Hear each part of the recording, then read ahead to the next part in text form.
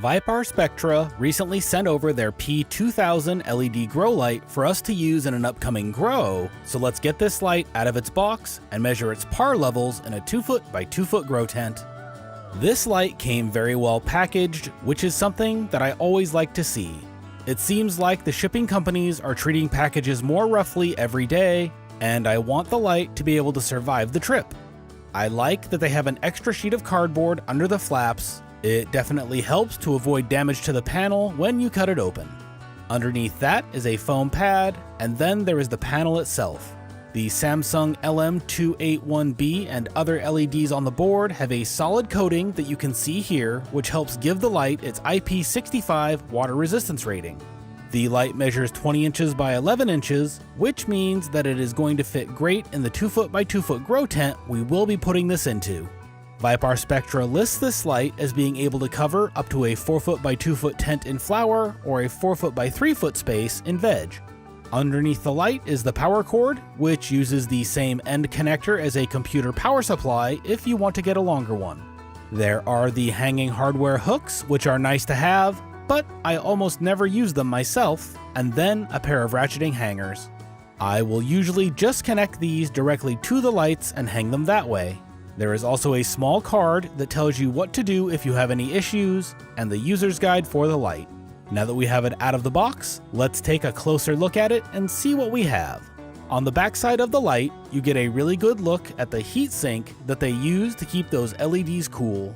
I like that the heat sink has fins. It not only helps with heat dissipation, but also adds a lot of rigidity to the light.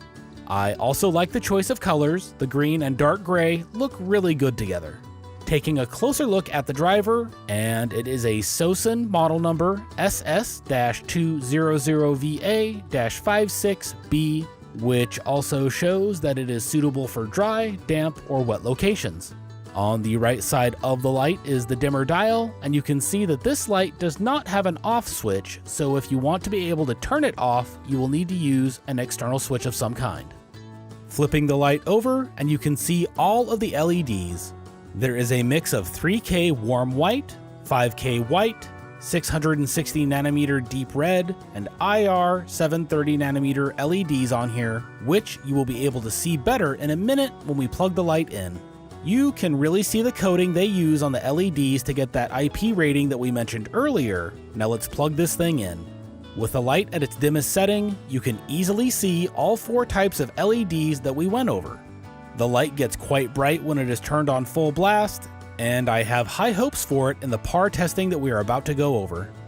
At a 12-inch height, the PAR reading in the center is 1,310, which is way higher than you will ever need, and I never recommend having your lights this close to your plants. This light will pull 207 watts from the wall at full power, and it goes down from there as you dim the dial. At 75, it pulled 154 watts from the wall. At 50, it was pulling 95 watts. At 25, it went down to 53 watts. And finally, at minimum, it pulled 22 watts from the wall. The light is listed as pulling 200 watts plus or minus 3%, so we are right in line with that. Moving up to an 18-inch height, and the center reading is now at 876 PAR. And as this light gets raised, the levels are going to be getting more evened out with the light reflecting from the walls, which is why we grow in tents. We took PAR readings with the light dimmed and averaged what the results were, which will give you the PAR X readings on the left. All of the readings shown on the screen are at full power, and to get the light levels at different dim settings, just multiply the shown PAR value by that number.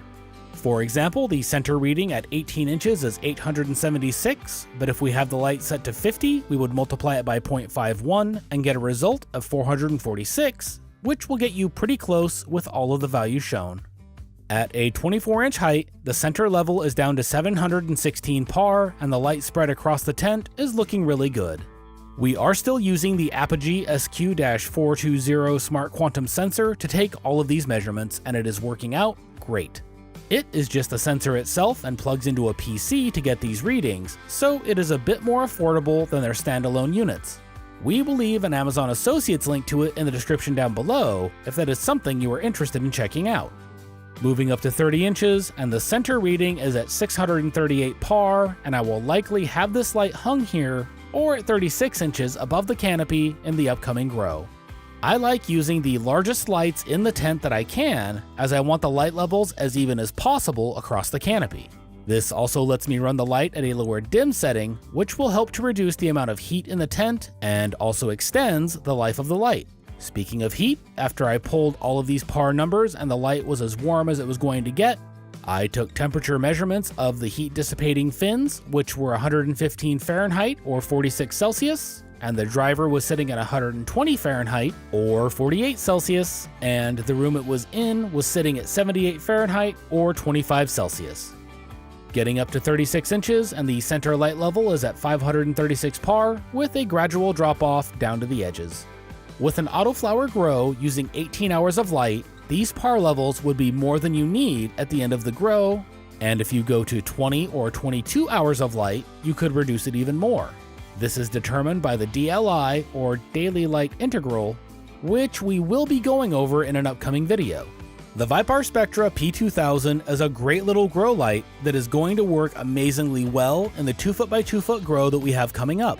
It is listed for use in a 2-foot by 4-foot tent, and if that is something you would like to see, let me know down in the comments and I will toss it in a tent that size just to see what the light levels are, if there is enough interest. Thanks again to ViparSpectra for sending us this light to check out, and make sure to keep an eye for the upcoming grow series using the P2000. If you want to check out one of ViparSpectra's lights for yourself, make sure to click on our links in the description below and use code VIPARGEEKS to get a discount on your order. We will also have Amazon Associates links to some of our other gear in the description down below as well, and using our Amazon Associates links helps out the channel as we receive a small portion of the sale for sending you their way. Last, but certainly not least, a big shout out goes to our channel members here on YouTube and patrons over on Patreon that have pledged at the trimmer level. While all of our members and patrons help keep the channel going, you folks have gone above and beyond, and we really appreciate it.